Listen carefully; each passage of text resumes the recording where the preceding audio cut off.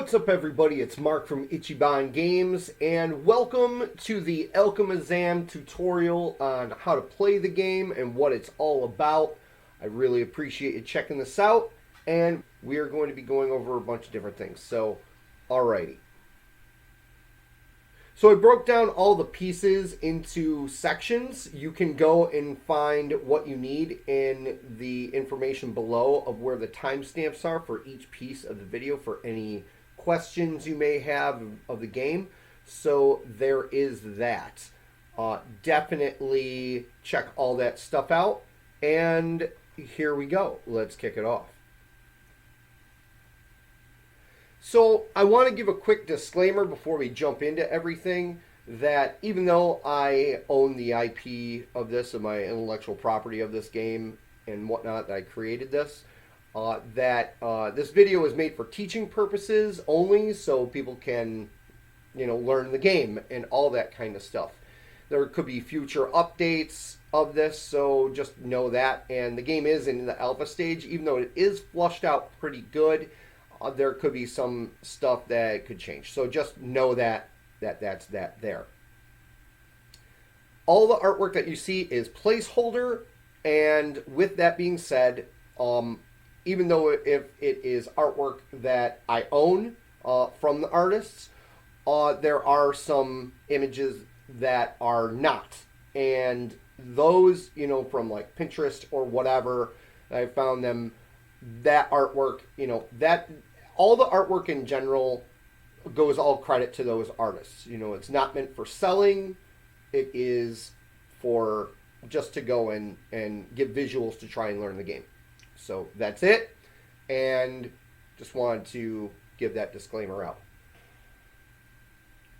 Alchemazam is a hybrid of a trading card game, collectible card game, and expandable card game with resource management elements. So this game can be played over many different kinds of formats, and that also depends on how many players are, able to be playing and things like that. The one format is draft, which, if you don't know what draft is, it is basically you will be opening up packs one at a time, taking a card, and then passing it, and then you'll receive the next player's cards, and you will just keep on doing that, which then you'll make decks out of those packs to battle each other with. Usually it's in a tournament styled setting, some things like that. With the standard constructed, that's just building a deck in general and battling each other.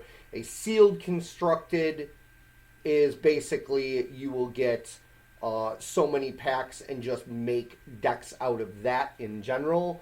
And then the Battle Royale is basically all the players will be going after each other, mostly in a standard constructed format. You could go and have it where you have team battles do some of these as well, where if it's not just a one-on-one, which normally that's what the game is one-on-one, but you could have team battles where you have 2 players versus 2 players, or in that Battle Royale sense, you have 3 players versus... or more versus everybody. So that's basically what that is. So it's everybody versus everybody. With that being said, one little tidbit is to know about the lore. I will keep it very simple, where you are a bunch of wizards and alchemists just battling each other. We could deep dive into lore into a different video. So let's move on, shall we?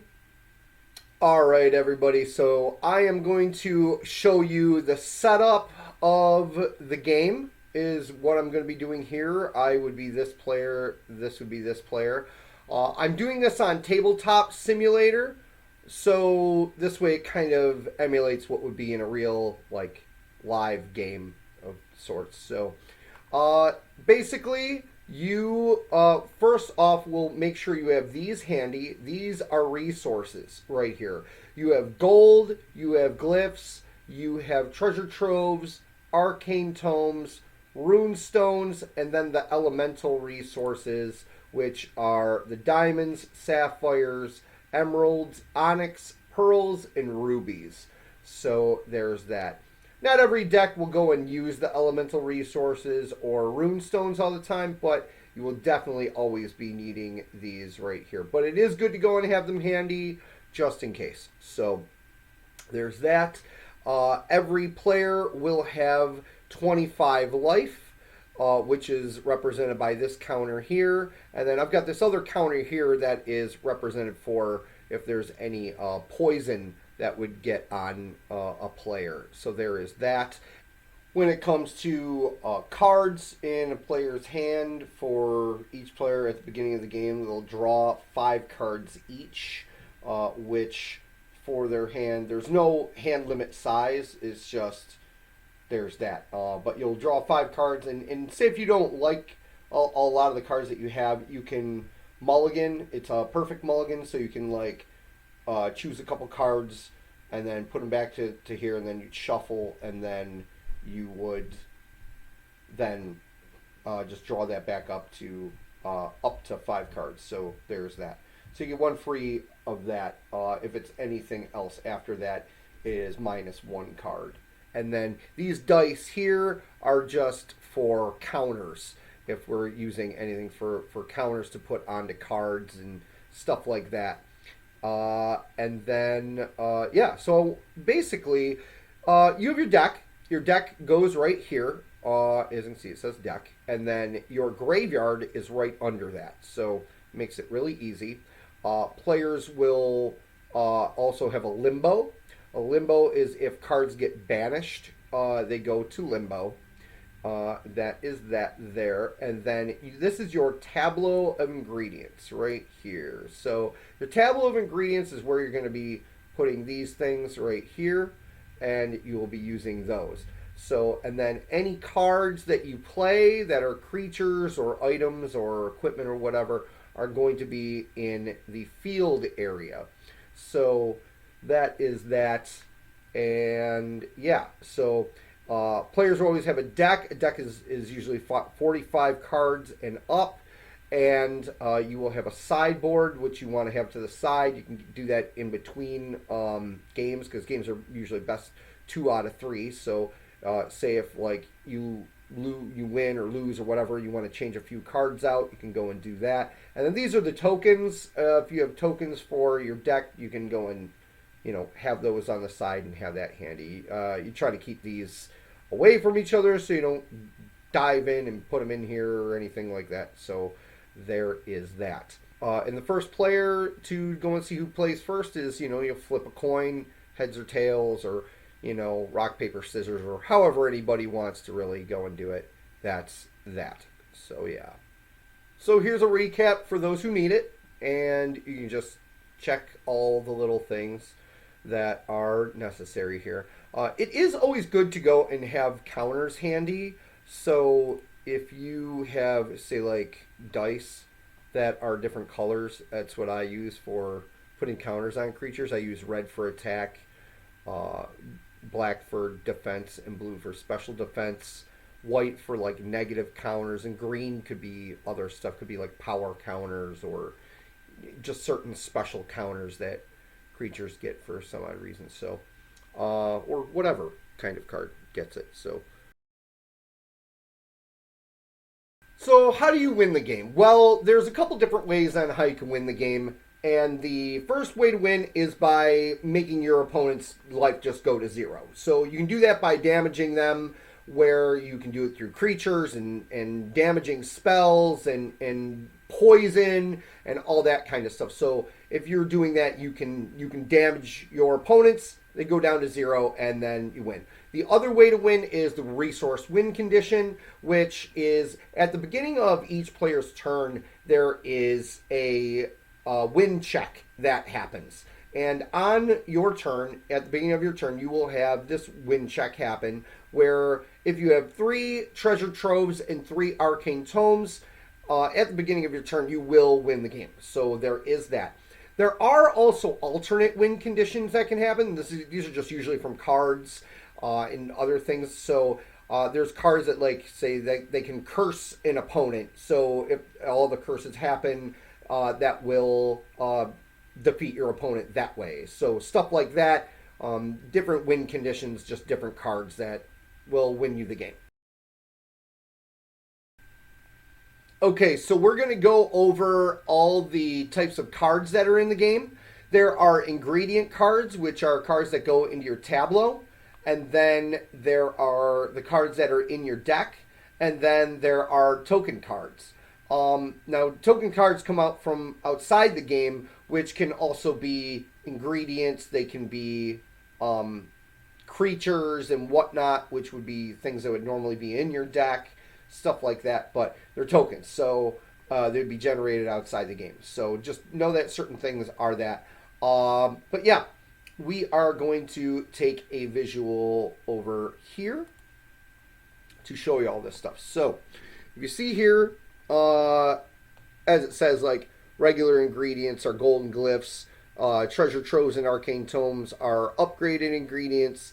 The non-conventional resources are rune stones and elemental resources, and then just the elemental resources in general are rubies, emeralds, onyxes, diamonds, pearls, and sapphires. So there's that. Now the big thing is that the golds, and the glyphs, and the treasure troves and arcane tomes, you will always go and be able to get those in your resource phase when you have that. And we'll go over the steps of everything upcoming, but just know that like that is why these are the biggest resources that are in the game are the gold and the glyphs and the treasure troves and arcane tomes. And remember that the win condition will have the 3 treasure troves and 3 arcane tomes. So there are those. Rune stones are a little bit of a wild card. They will be like a wild taking the place of a gold or a glyph. But yeah, there's that. And then if you get a bunch of them, they could take the place of a treasure trove or arcane tome. So there is that. You then have your elemental resources, which they do just different things if you go and you combined some of the same of resources together. So it's like, like say rubies. If you turn and you sacrifice 2 rubies, it'll do some damage to any target on the field. So that kind of thing. So there's that. If you have 2 of these resources as well, 2 of the same kind, you could also use them as a gold or a glyph. So there is that as well. But each of these just have a different thing that they can go and do. So there's that. All these cards are not going to be in your deck. They're all going to be resources that will be on your tableau. But do notice that these all are tokens here. And then, so all the rune stones and elemental resources are tokens, but these are not. These you always go and have happen in a resource phase, an ingredient getting phase. So there's that. You can get these by other means as well, but they will not be tokens. So there is that. So do know that. When it comes to the cards in your deck, you have lots to choose from. You have about 261 different cards that you can use at your disposal here. In draft, there will be 260 that are draftable. There is, in the standard constructed, it'll be 261, which because of that being a promo card. So that's how that works.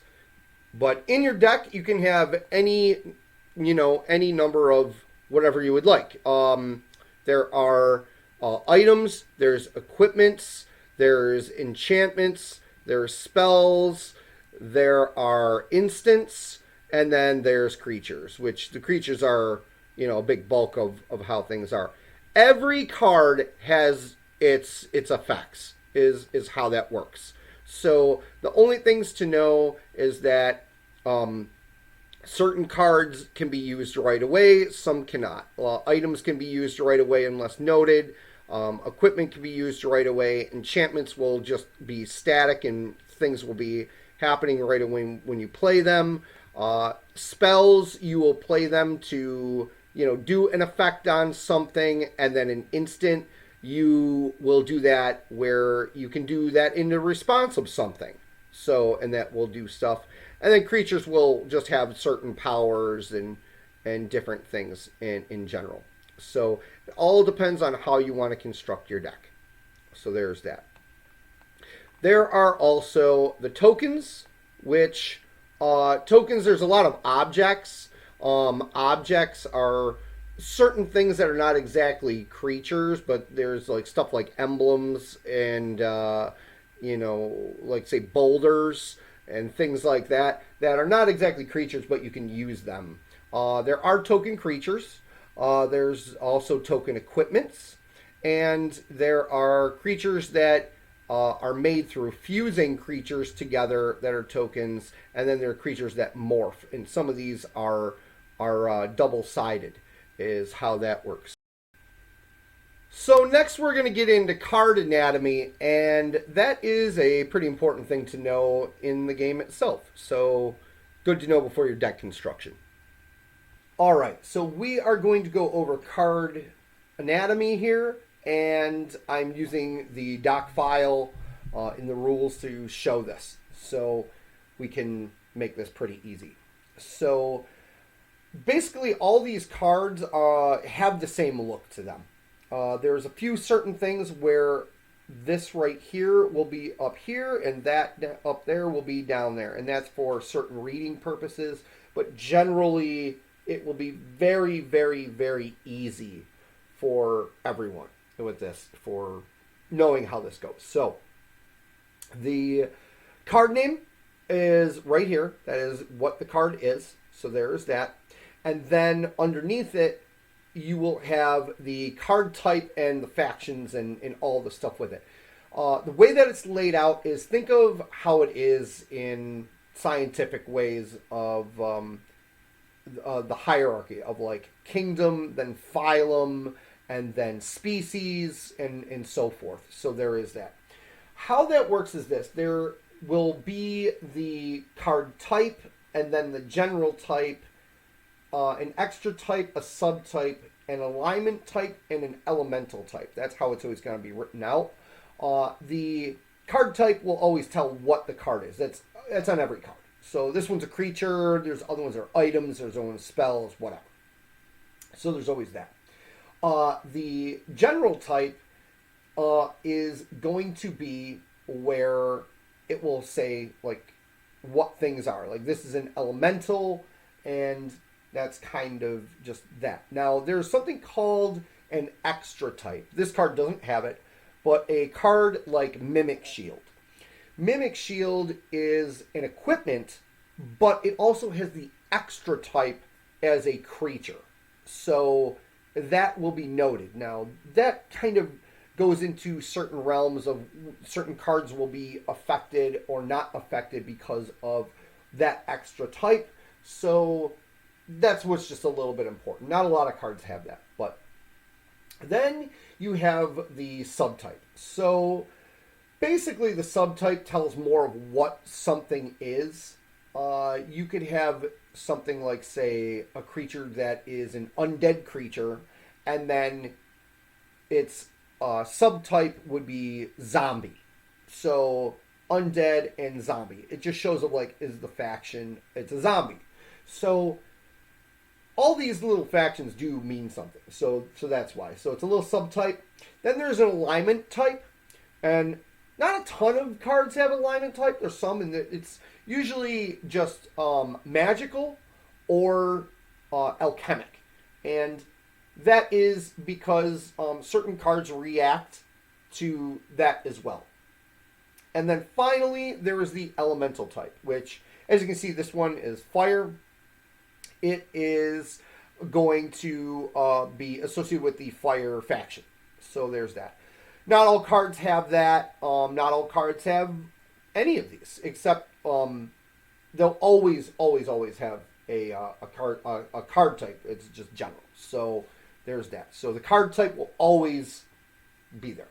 So besides that, we have the card cost. That is what it takes to cast out the card. This one takes 2 gold and 1 treasure trove. So if I had that, it's, I would have that and I could cast with those. So that's that. Some cards that are, say, tokens or resources or whatever, they will have nothing of a casting cost. These are only just cards in your deck. So just know that. Card stats. So card stats will be the thing that could end up down here or over here. Creatures will always be on top. The attack, defense, and special defense are the 3 stats that a creature has.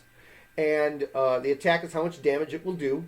Defense is how much damage it can take before it would be destroyed. And then special defense is kind of like a little shield for any kind of non-physical or, combative type of attack. So say something was like a fireball hit this, and it was able to be soaked up.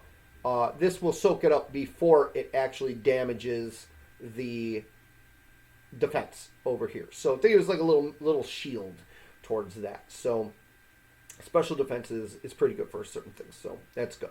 Now, some cards that you're going to encounter have stats that don't exactly look like that they have a number value attached to them. These stats are basically numbers that have pluses in front of them, X's, and asterisks. All these stats that I'm going to explain here are basically from different situations. If the value of any of these stats is blank, then it means that it's a 0 for that stat. For the first stat, let's go over an asterisk. The asterisk, the value of an asterisk is normally represented as a counter where that card gets a number value from that counter. This usually makes it go up or down for that creature. That's kind of how it will kind of be because you're moving that counter around, showing that it's, just changing. Examples of this card are a Mecha Spider or a Snipe. Mecha Spiders have a limb counter. Snipes' attack power go up for the amount of snipes that are on the field, and they will all go up for that. So that's an example for that kind of stuff there. X's are a number value that are given to a card signifying the base stats. An example of a card like this could be a boulder or a web. It's usually objects that kind of have this, which could be any kind of value for those stats. It just depends on what kind of cards are giving it. So you could have like one card be a 0 attack, 3 defense, 0 special defense, or another card of the same exact type be a 3 attack, a 2 defense, and a 3 special defense. So it all depends on what the card that is producing that thing dictates. So that's kind of how that works. And then the stats that are a plus sign in front of things are usually for fusion. So, it is possible it can be used for something else, but it's usually for fusion. So the card with this normally is placed on another card, which gives it the original stats at an added amount to it for that fusion stack or whatever card that it's affecting. So let's say you have something that is a fusion where you have, let's say, the amalgamators. That's a perfect example where they make Entity of the Philosophers. Well, those amalgamators, they will fuse together, which will make their stats be higher. Well, if their stats are higher where they become a 4/4 creature kind of thing, and then it goes to an Entity of the Philosophers going up higher, that Entity of the Philosophers, them all going together, it's going to have a +2. Well, that +2 of all those creatures fusing together, you have 3 different ones. That would be 6 total. But then the Entity of the Philosophers itself gives it a little bit more of a boost, being a 2/2. So their stats would be 2, and then the next card a 2, and then the next card a 2, which would equal up to 6 attack and 6 defense, and then the Entity of the Philosophers having the +2 for that, increasing the stats there again to an 8. It is better to be seen that way because people get confused of it being extra amount of attack for if it was its base, and that's not the case.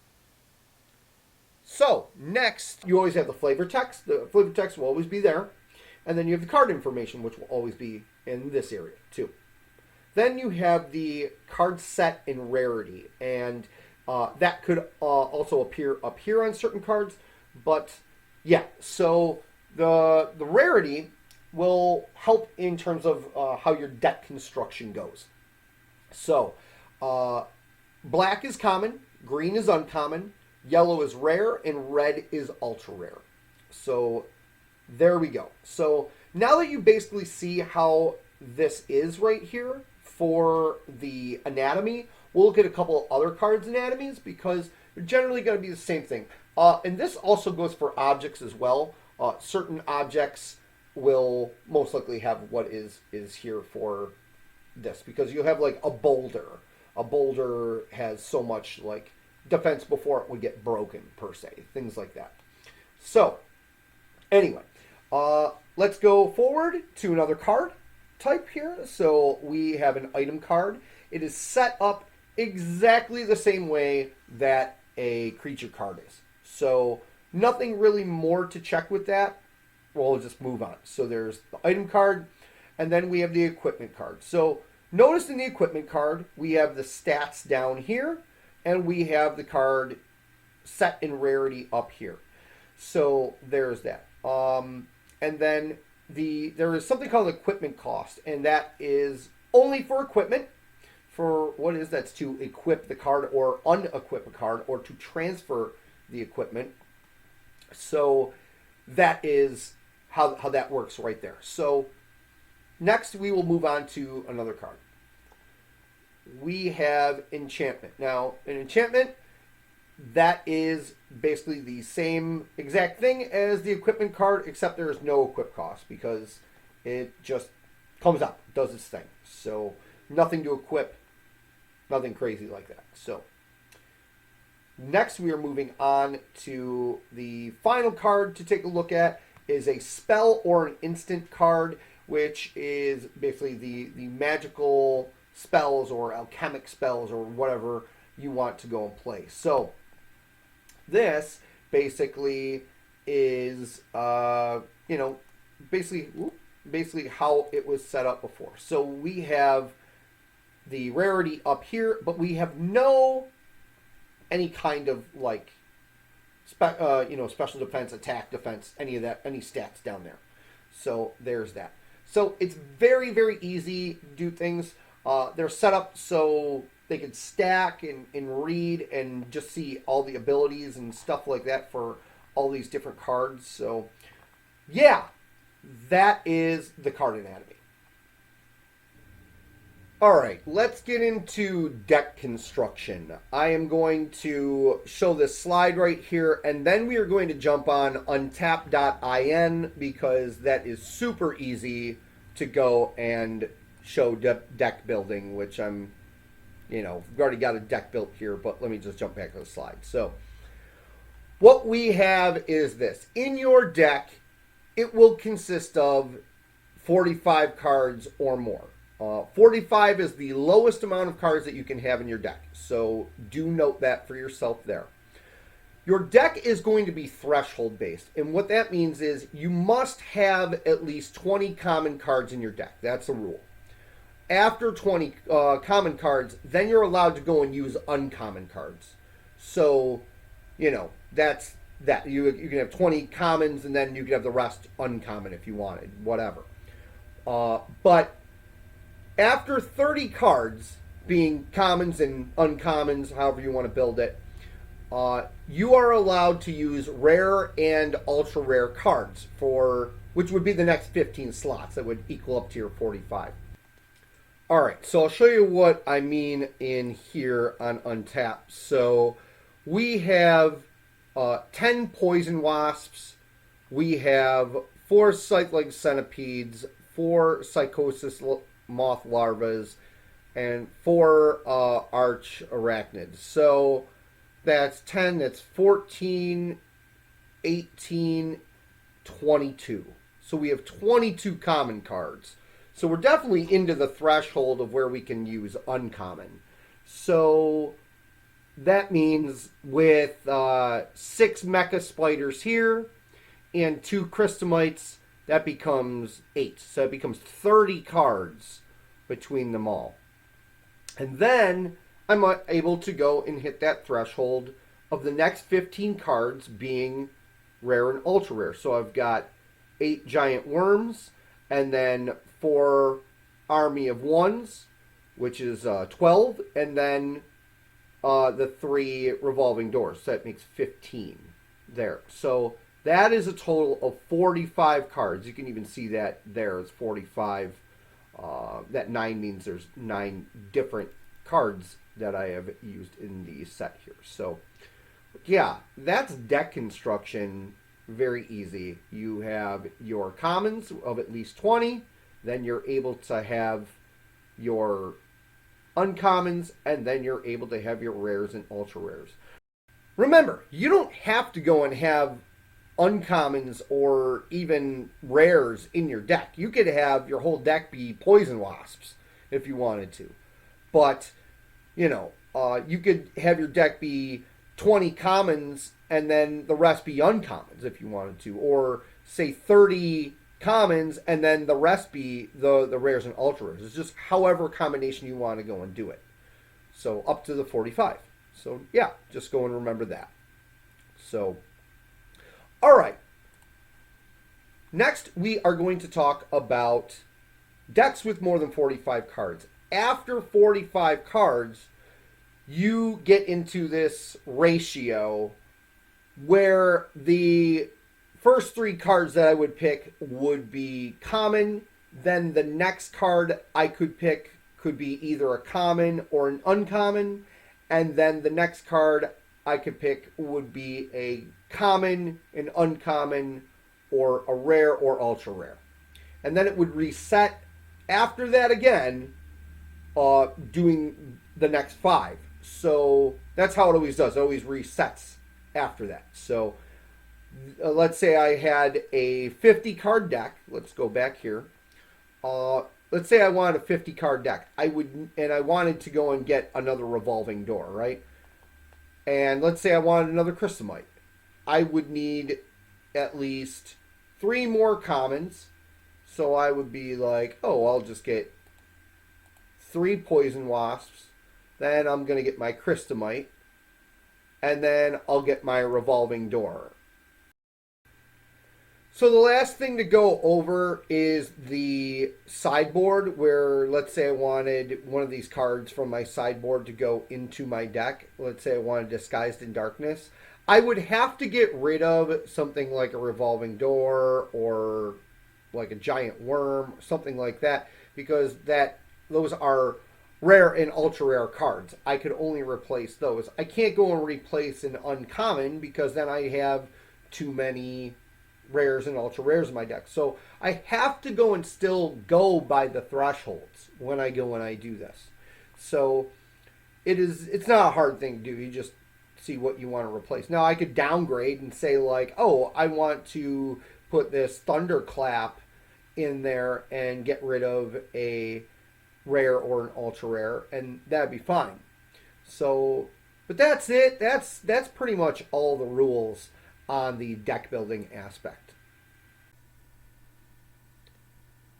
Thanks guys for checking out the portions of the rules. There will be more to come for next video, and thank you so much for having interest in the game. Remember to check out the Discord. You can go and see everything that we got going on and meet others that go and play the game. And then also remember to check out the game database with all the cards that you can go and see, which would be great for deck building.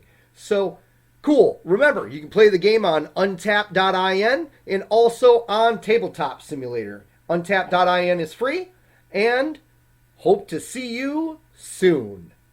Thanks again.